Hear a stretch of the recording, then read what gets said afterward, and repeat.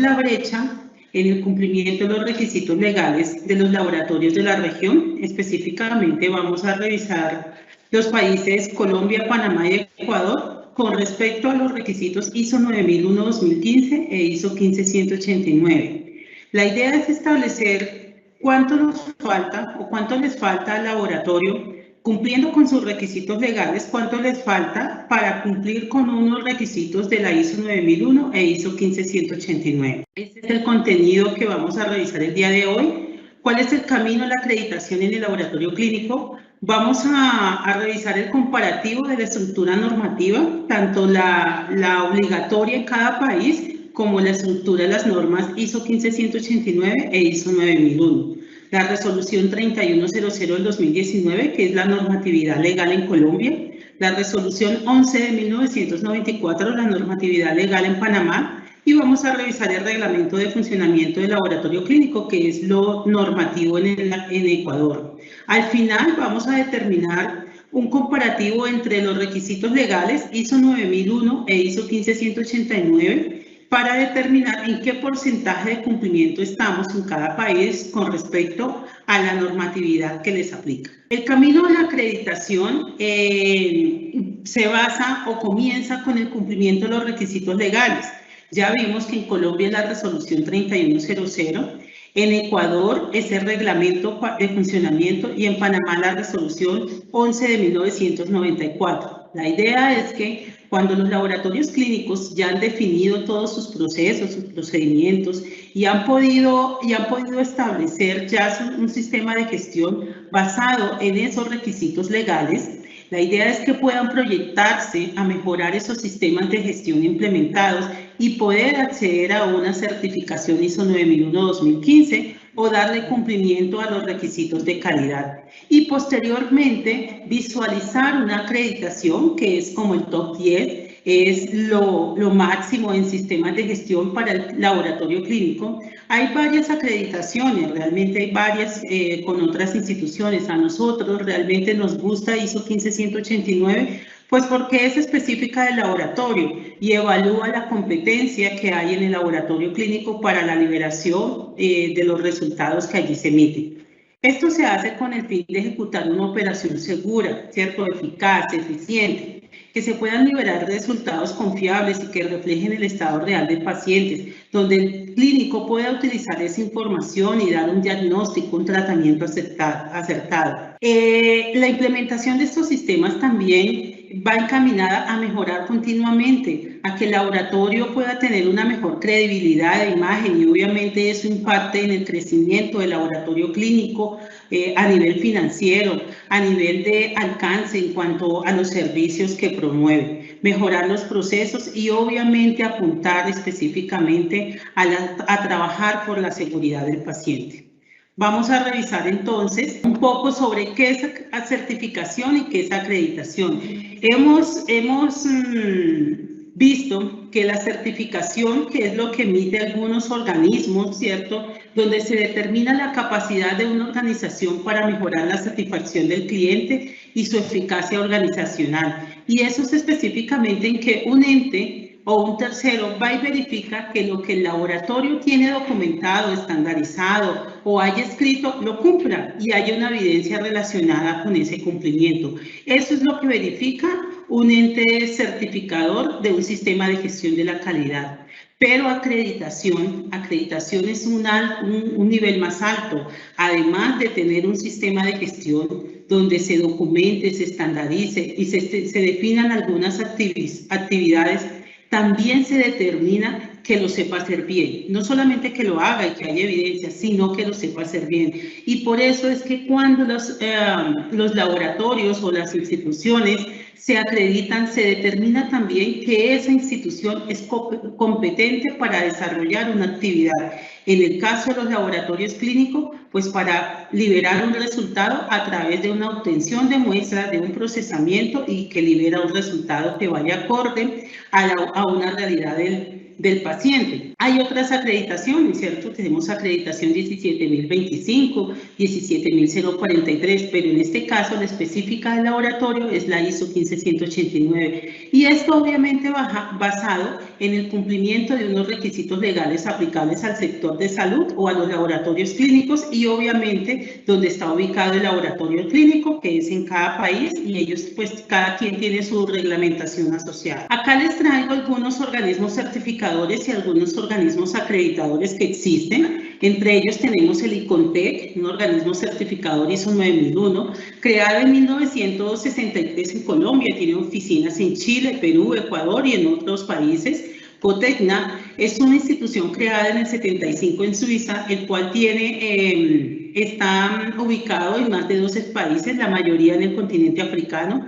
Bureau Veritas, creada en 1828, ubicada en Francia, tiene presencia aproximadamente en 150 países. SGS, creada en el 78 en Inglaterra, presencia en aproximadamente 140 países. Estos son algunos organismos certificadores. Obviamente hay mucho más en el mercado, ya cada institución determina con cuál pues quiere comenzar o iniciar el proceso de una certificación. Dentro de los organismos acreditadores, los ejemplos que les traemos acá están ubicados de acuerdo a los que están en Latinoamérica y Centroamérica. Entonces tenemos el OAA, el Organismo Argentino de Acreditación, el ONAC, que es el Organismo Nacional de Acreditación en Colombia, el ECA, que es el Ente Costarricense de Acreditación, y el SAE, que es el Servicio de Acreditación Ecuatoriano. En los países como por ejemplo en Panamá, que hace parte del alcance de este webinar, donde no hay un ente o un organismo acreditador, pues sencillamente puede utilizar los de un país vecino. Podría ser Colombia, podría ser México,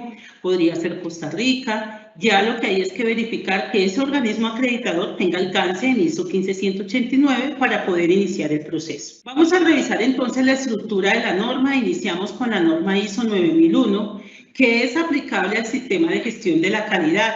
Aquí en esta norma se determinan cuáles son los requisitos que tienen que cumplir las organizaciones para implementar un sistema de gestión de la calidad. Este es el índice de la norma. Esta norma está compuesta por 10 numerales, 2 anexos y la bibliografía. Del numeral 1 al numeral 3 les cuento que no existen ningunos debes. Esto es una información general de la norma, la cual está asociada al objeto y campo de aplicación en su numeral 1, donde sencillamente aquí nos dicen que esta norma es aplicable para cualquier tipo de organización y para cualquier tamaño. Es decir, laboratorio, una empresa del sector de transporte, dependiendo de la actividad económica, pues la empresa pues, puede determinar que puede asumir un sistema de gestión de la calidad.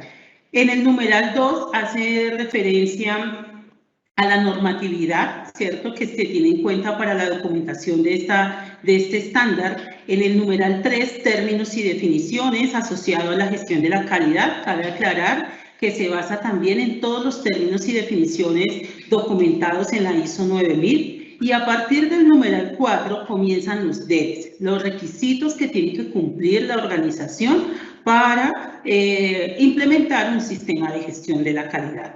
El numeral 4 hace referencia al contexto de la organización y es allí donde la institución o la organización o el laboratorio hace un análisis de todas las cuestiones internas y externas que afectan el laboratorio clínico.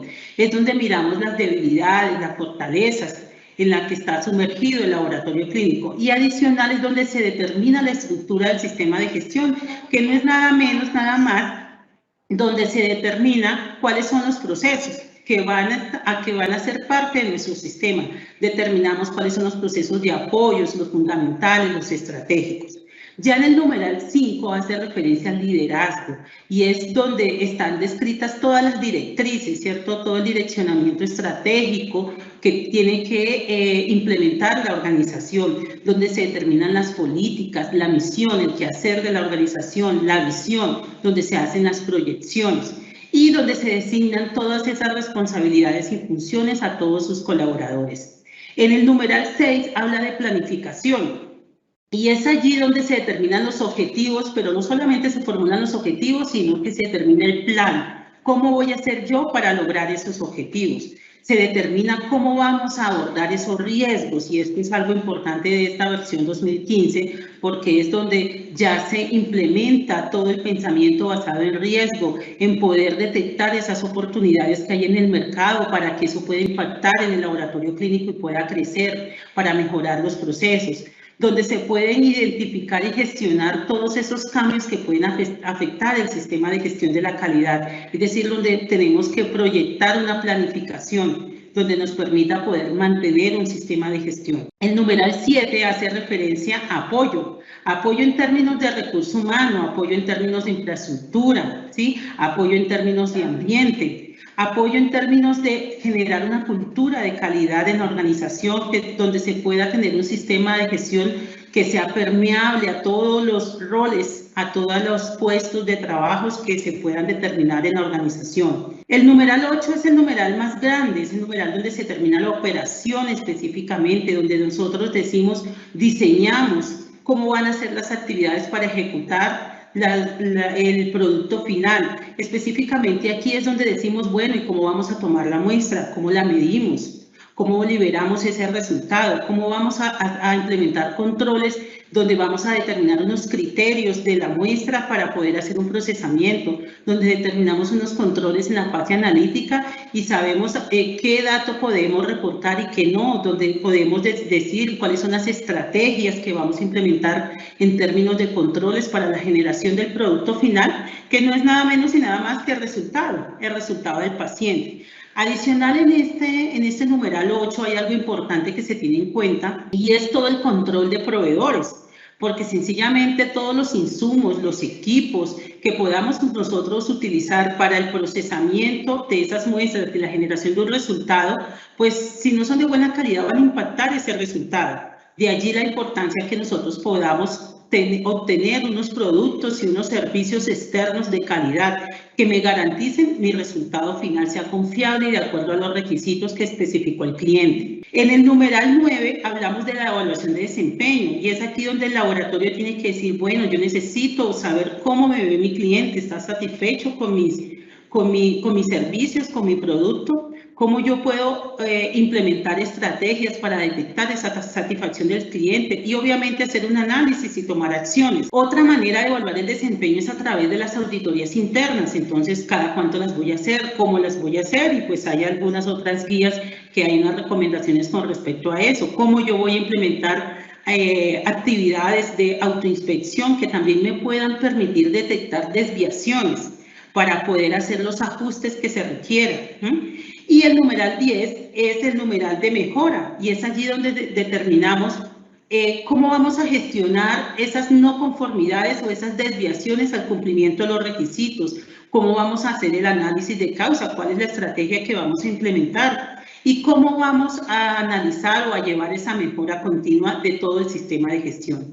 Entonces, como ven, son 10 numerales. Aquí les traigo en esta tabla los debes que están asociados a cada numeral. Como les indiqué, cada numeral, a partir del numeral 4 comienzan los requisitos o los debes. En cada numeral les coloqué el número de debes, entonces en el numeral 4 tenemos 13 debes. En el 5, liderazgo, tenemos 6, en el 6, 9, en el 7, 24. Miren que en el 8 es donde tenemos más debes, 56. Tiene sentido, porque sencillamente ahí es donde está la operación. Allí es donde estarían enmarcados nuestros procesos operacionales, es decir, nuestra fase preanalítica, analítica y posanalítica. La evaluación del desempeño, 16 debes y la mejora 8, para un total de 132 debes. En total de esta norma ISO 9001, los cuales se les debe dar cumplimiento, pues para tener un sistema de gestión basados en estos requisitos. Aquí les hago una claridad, estos debes se extrajeron de la norma, ¿cierto? Verificando con el debe de cada requisito. Hay que tener en cuenta que cuando hay un debe en el numeral y se despliegan de esos diferentes literales, el literal A, el B, el C, hacen parte de ese mismo debe. Entonces, es un debe que puede tener 5 debes pequeños asociados. Entonces, haciendo todo ese conteo, tenemos un total de 132. En cuanto a la estructura de la ISO 15189, es un poco distinta a la ISO 9001. Acá tenemos 5 numerales. De estos numerales, el 1 y el 3 igual, no tienen requisitos. El primero es el alcance y aquí es muy específico y esa es la diferencia con la ISO 9001. Es específica para laboratorios clínicos, ¿sí? Mirábamos que la ISO 9001 era para todo tipo de organización, organizaciones de cualquier tamaño. Aquí sí es específica para el laboratorio clínico.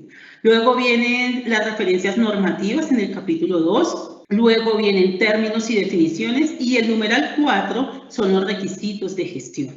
Este está subdividido en 15 subnumerales, ¿sí? Y el numeral 5 son los requisitos técnicos, son los específicos, el cual está subdividido en 10 numerales y tiene 2 anexos y la bibliografía. En la tabla observamos cuántos debes hay por cada numeral a partir del numeral 4. Entonces vemos que de requisitos de gestión tenemos 110 debes.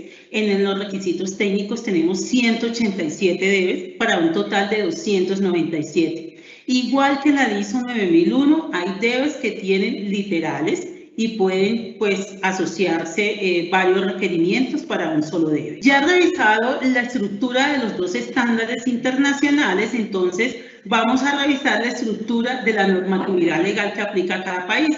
En la resolución 3100, que es la colombiana, esta resolución se divide en 5 capítulos y un anexo técnico. El capítulo 1 es el objeto y campo de aplicación.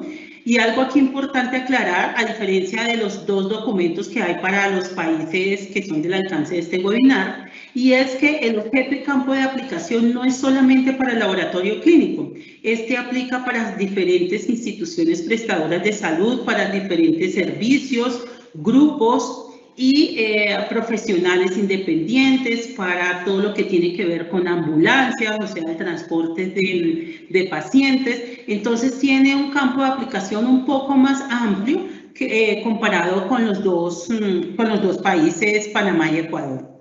El capítulo 2 nos habla sobre la autoevaluación e inscripción en el REPS y ahí simplemente nos dan las indicaciones de cómo hacemos ese proceso de autoevaluación y el proceso de inscripción. El capítulo 3, novedades y cierre de servicios, cuando se abre un servicio adicional, entonces hay que hacer ciertos trámites, la resolución lo indica cuál es, o cuando definitivamente pues, se cierra un servicio, se cierra una institución, también hay que hacer un trámite frente a la Secretaría de Salud. El capítulo 4 son las visitas de verificación y es allí donde se da todo el direccionamiento, ¿cierto? Cómo se hacen esas visitas, cada cuánto, de quién es la responsabilidad de hacer las visitas y demás. En el capítulo 5, las disposiciones generales y el anexo técnico, que es allí donde están descritos específicamente los requisitos que tiene que cumplir cada servicio. Lo vamos a ver más adelante. La resolución 11 de 1994 en Panamá está dividida en 4 capítulos. El primero son las disposiciones generales.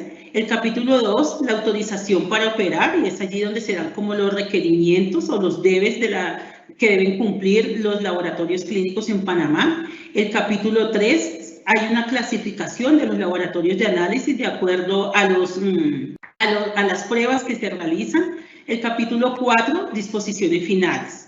El documento utilizado en Ecuador, que es el reglamento para el funcionamiento de laboratorios clínicos, está dividido en 3 capítulos. El primero, ámbito de aplicación, laboratorios clínicos solamente.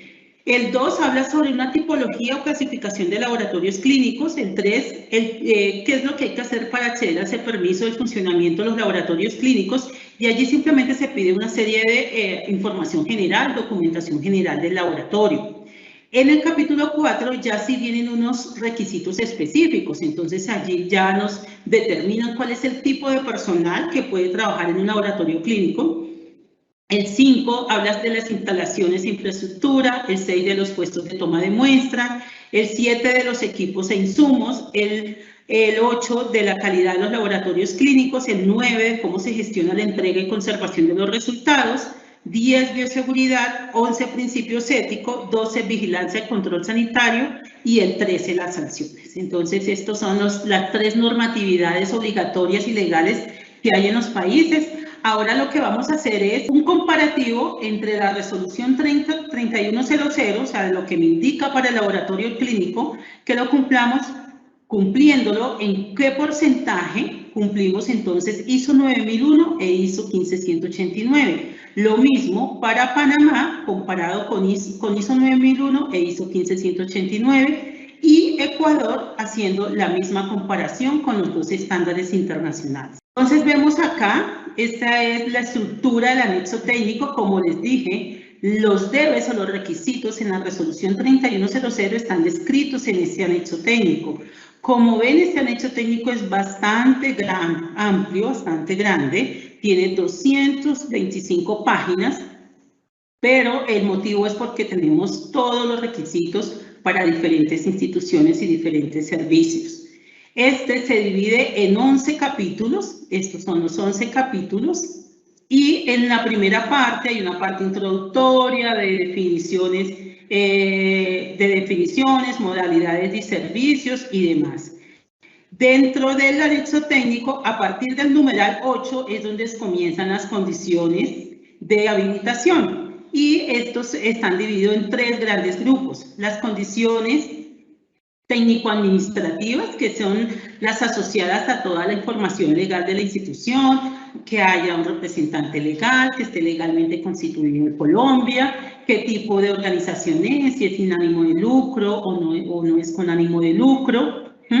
Y luego vienen las condiciones de suficiencia patrimonial y financiera, que sencillamente son unos indicadores financieros donde se determinan si financieramente pues la institución es viable o tiene para mantenerse.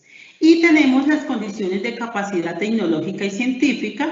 Estas se dividen en 7 estándares, y cada estándar, pues cada servicio verifica cuáles son los requisitos y le da cumplimiento. Ya en el numeral 11, aquí vemos que nos aparecen entonces los requisitos por estándares. En el numeral 11 comenzamos con los estándares, con los requisitos de estándares general, es decir, son aplicables a cualquier servicio que se vaya a prestar. Entonces, hay que mirar del numeral 11, que está alrededor de la página 59, y luego irse al servicio específico. Como ven, la norma o la resolución está dividida por grupos y servicios. Nosotros, el laboratorio clínico, pertenecemos al grupo de apoyo de diagnóstico y complementación terapéutica, y por acá vemos el servicio de laboratorio clínico y tenemos el servicio de toma de muestras por aparte. ¿Por qué? Porque hay laboratorios clínicos que no tienen toma de muestras, entonces no les aplican esos requisitos. O hay laboratorios clínicos pues tienen los dos, entonces aplicarían los dos requisitos. Eso está en la página 130.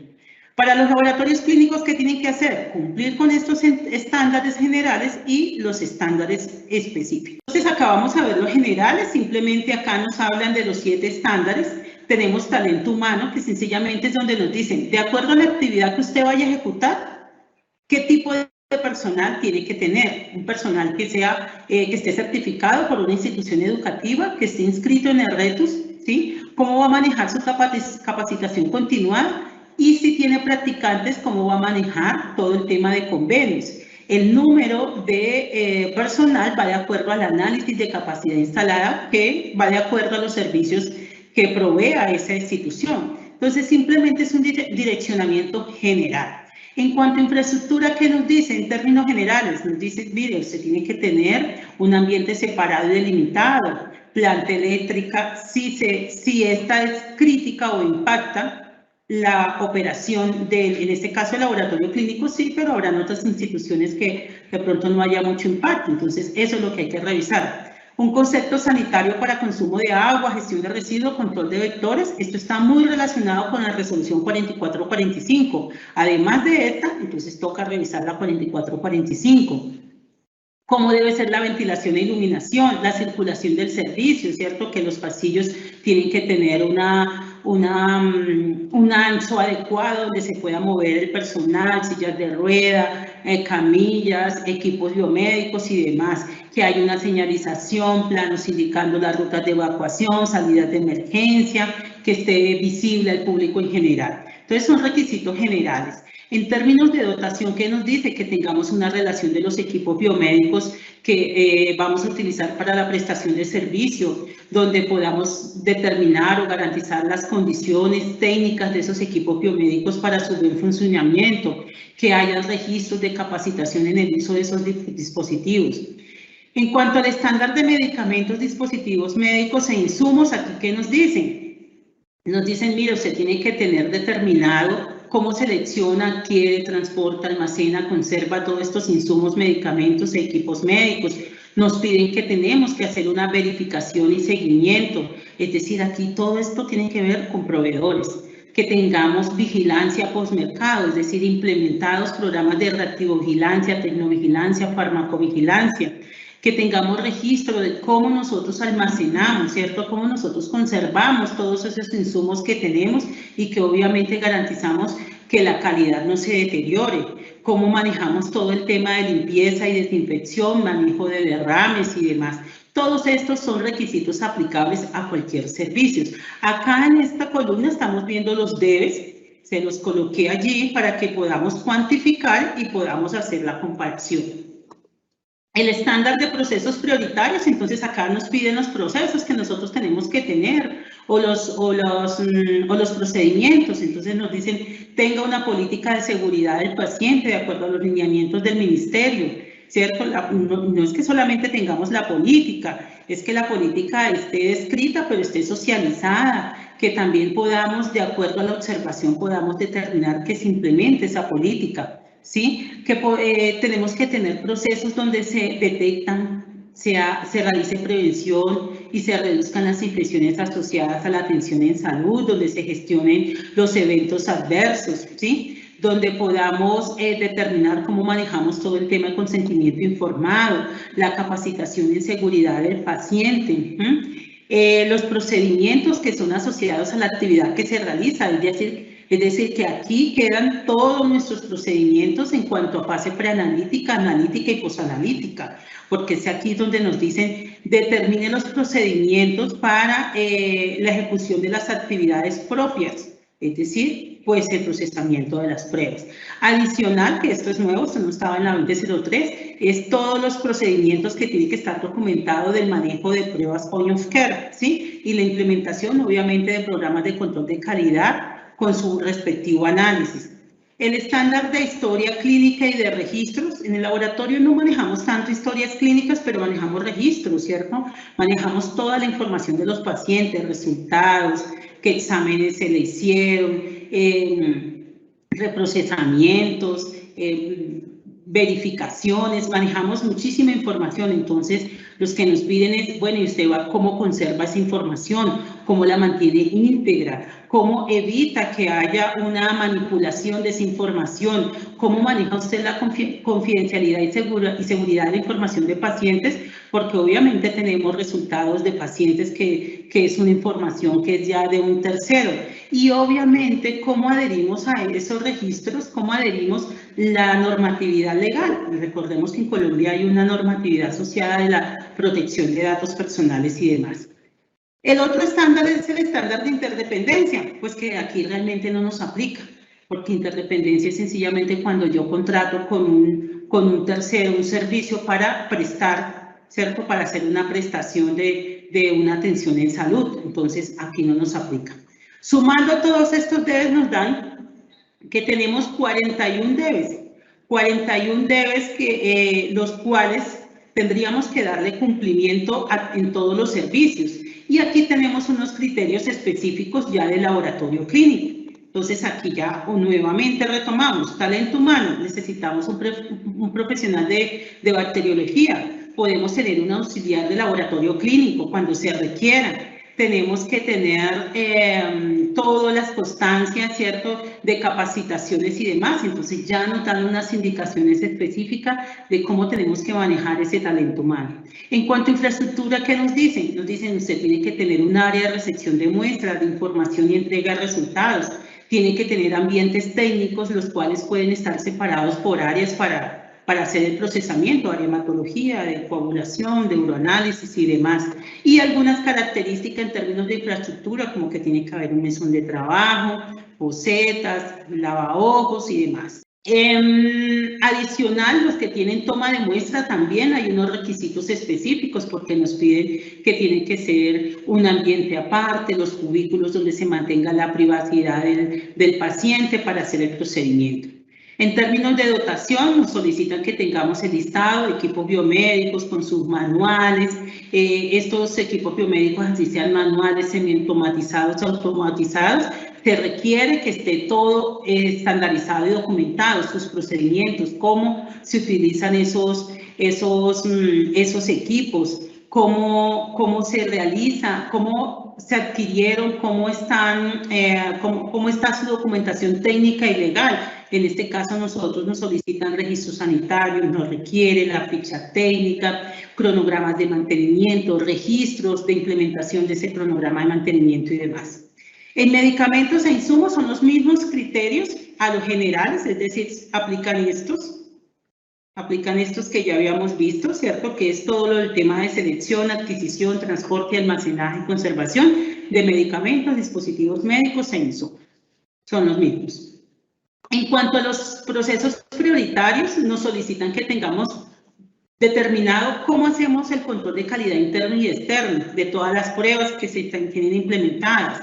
Que cuando nosotros utilicemos un analizador, un equipo, tenemos que hacer una verificación. Es decir, tenemos que determinar que las características de desempeño declaradas por el fabricante cumplen bajo mis condiciones. Entonces yo tendré que hacer un proceso, un estudio donde pueda determinar esas características. ¿Cómo hago el análisis de reportes del control de calidad y cuáles son estas acciones que tomamos? Las correctivas, las correcciones y que eso pues con ello se pueda asegurar las mediciones que se están haciendo en el laboratorio.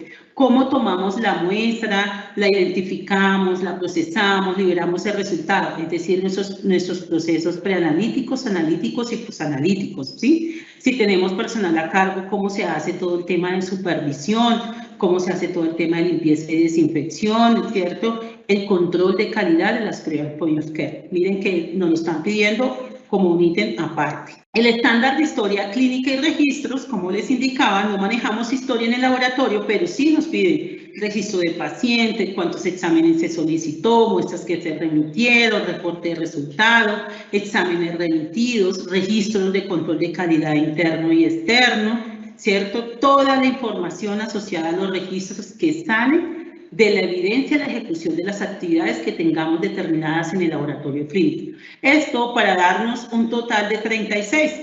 Aquí vemos solamente 29 en los requisitos específicos, pero es que estos 7 ya están sumados acá, porque son los mismos generales, no hay unos específicos de laboratorio. Para un total de 70 requisitos, de acuerdo a lo que está documentado en la resolución 3100.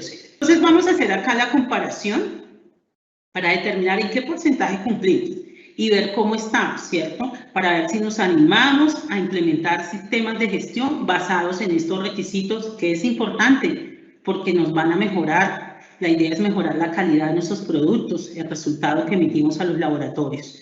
Entonces tenemos acá ISO 9001, nuestros numerales, perdón. Acá están los debe, ya habíamos dicho que eran 132. Y tenemos resolución 3100. ¿Qué colocamos acá? Entonces, talento humano, ¿contra qué numeral de la norma aplica? Entonces, aplica contra este 5.3, roles, responsabilidades y autoridades en la organización. ¿Por qué? Porque nosotros en el laboratorio contratamos a la bacterióloga, al auxiliar, ¿cierto?, al que corresponda, y se le asignan unas funciones, unas responsabilidades.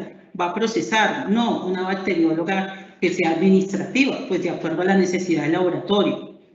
En términos de planificación, ¿cierto? ¿Con cuál nos concuerda este? Con procesos prioritarios. Recordemos que en procesos prioritarios nos piden que implementemos una política de seguridad del paciente. Y seguridad del paciente simplemente pensemos cuál es el riesgo que hay en nuestra institución, en este momento laboratorio clínico, para la atención del paciente. Y eso es abordar los riesgos y oportunidades de acuerdo al numeral 6 de la planificación de la ISO 9001-2015. Entonces, correlaciona muy bien nos habla de los objetivos de calidad y planificación para lograrlos. Y recordemos que nosotros en el laboratorio tenemos unos objetivos de calidad y obviamente trabajamos para el cumplimiento de estos objetivos. Entonces, ya tenemos aquí un trabajo en estos dos numerales.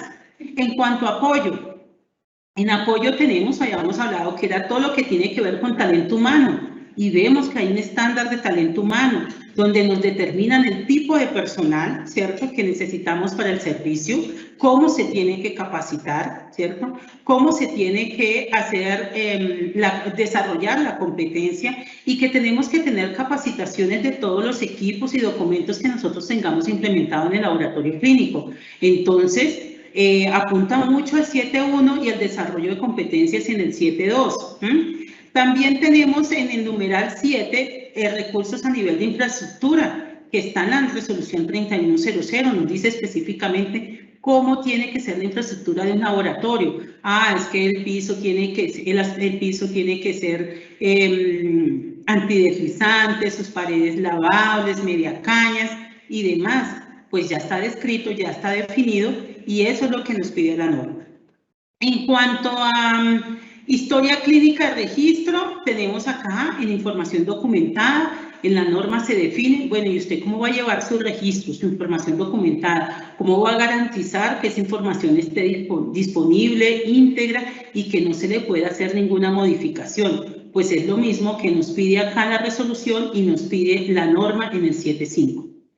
El numeral 8 de operación, y es donde nosotros hacemos todo, yo les había dicho, el diseño y desarrollo de productos y servicios. ¿Cuál es el producto y servicio? El resultado del paciente. Entonces nos dice, los requisitos, ¿cuáles son los requisitos? Pues cuando me llega mi orden médica y me dicen, miren, yo necesito que hagan una glucosa en ayunas o no, yo necesito es una glucosa pre-post y demás. Esos son los requisitos.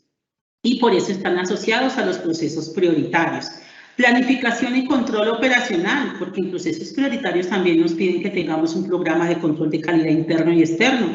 Y esa es una manera de hacer control a mis mediciones, porque nosotros en la fase preanalítica tenemos descrito de que hay unos criterios. Si la muestra está embolizada no la procesamos, si la muestra tiene volumen bajo no lo procesamos. Entonces realmente hay varias cosas que nosotros ya hacemos que le apuntan al cumplimiento de los requisitos de este numeral. Y tenemos medicamentos y dispositivos médicos e insumos, y esto apunta al numeral 8.4, porque el 8.4 habla del control de los procesos de productos y servicios suministrados externamente. Traducido, proveedores. Y es donde me dicen a mí, venga, ¿usted cómo selecciona, evalúa su proveedor? ¿Cómo le hace seguimiento para garantizar que lo que él está entregando no va a afectar la calidad de su producto final? Sencillamente eso. Numeral 9, no tenemos, en la norma, a pesar de que en el laboratorio se puedan hacer cosas, porque tenemos buzón de sugerencias, ¿cierto? Tenemos muchas veces encuesta, pero la norma no lo especifica, por eso no lo colocamos acá. El numeral 10, todo lo que tiene que ver con mejora, no conformidades, tampoco lo especifica, aunque de pronto los laboratorios lo tienen implementado. Pero solo con lo que dice la norma, que son 70 requisitos, cruzados con los 132 de la ISO 9001, tenemos un cumplimiento del 53%. Entonces vean ustedes que realmente es un camino bastante ya recorrido, ¿cierto? Tenemos más de la mitad del cumplimiento de los requisitos de ISO 9001. O sea, si se puede mejorar, si se pueden implementar sistemas. No importa que no sea para certificarnos con un ente certificador, pero sí muy importante y que nos debe tener tranquilos es para garantizar el producto final, que son los resultados. En cuanto a ISO 15189, habíamos visto que tiene los debes están en el numeral 4 y numeral 5, ¿cierto? Entonces tenemos el estándar de dotación, historia clínica y registros y medicamentos le apuntan en el cumplimiento.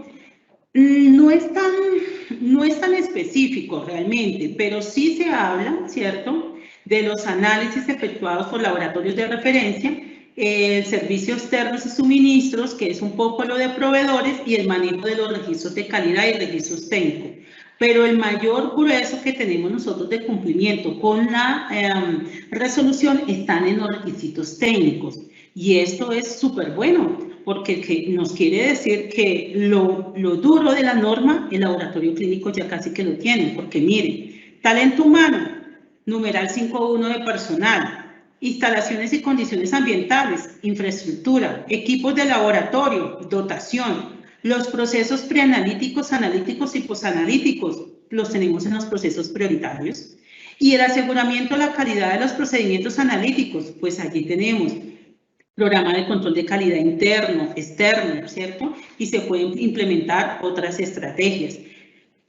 No les dejé acá informe de resultados, lo dejé como incumplido porque sencillamente es que ellos sí piden unos ítems específicos que tienen que tener los resultados, usualmente no están completos. Pero el cumplimiento que nos da es de 23.5%, pero realmente la gran mayoría, como ustedes lo ven acá en azulito, están direccionados a los requisitos técnicos. Entonces también se puede implementar una norma de acreditación y no es tan ladrilludo como a veces uno lo ve. Vámonos para Panamá ahora. Tenemos la resolución 11 del 94. Está dividida en 4 capítulos, 38 debes. El primero nos habla del tipo de talento humano, cómo es el tema de equipos reactivos, insumos y resultados, el control de calidad de las pruebas y registros. El segundo nos habla de cuáles son los requisitos que tiene que cumplir el laboratorio en cuanto a infraestructura, equipos y reactivos. Hay una clasificación en el capítulo 3 y el cuarto nos habla de cómo se debe operar el tema de sucursales, transporte de muestras y manejo de desechos. En el comparativo que tenemos con la ISO 9001, el capítulo 1 está asociado a todo lo que tiene que ver de apoyo, porque pues ahí tenemos talento humano, tenemos el recurso de infraestructura, aquí también está.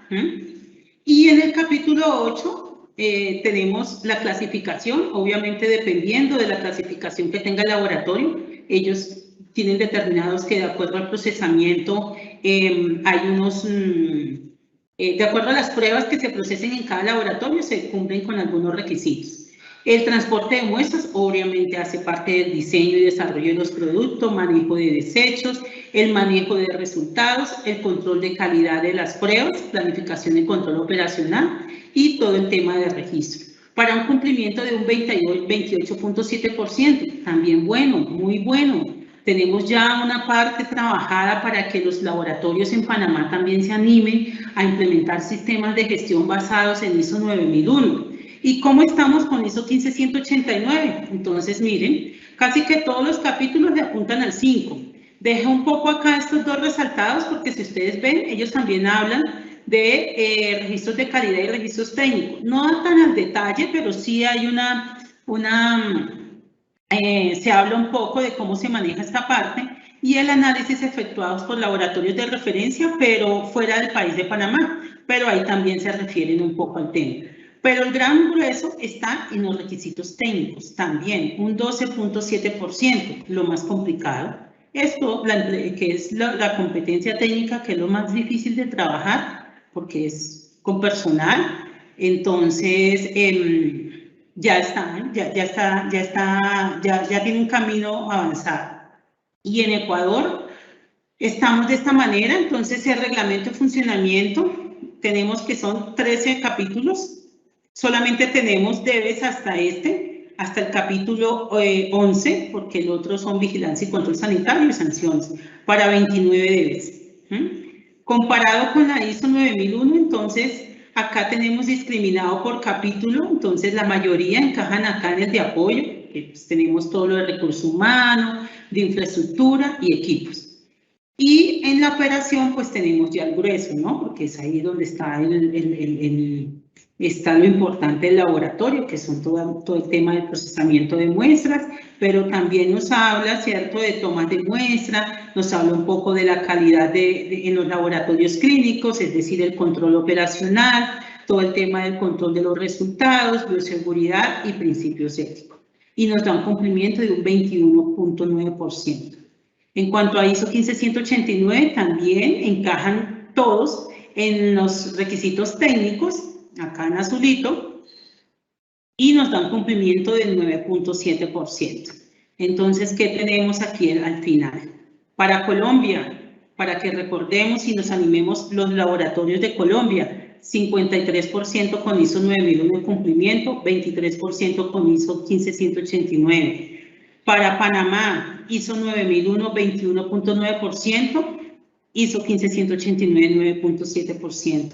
Y para Ecuador, ISO 9001, 28.7%, ISO 15189, 12.7%. Este es un comparativo que hicimos con ISO 9001 e ISO 15189 para ver entonces los laboratorios que ya están en el segundo peldaño, como vimos en la primera diapositiva.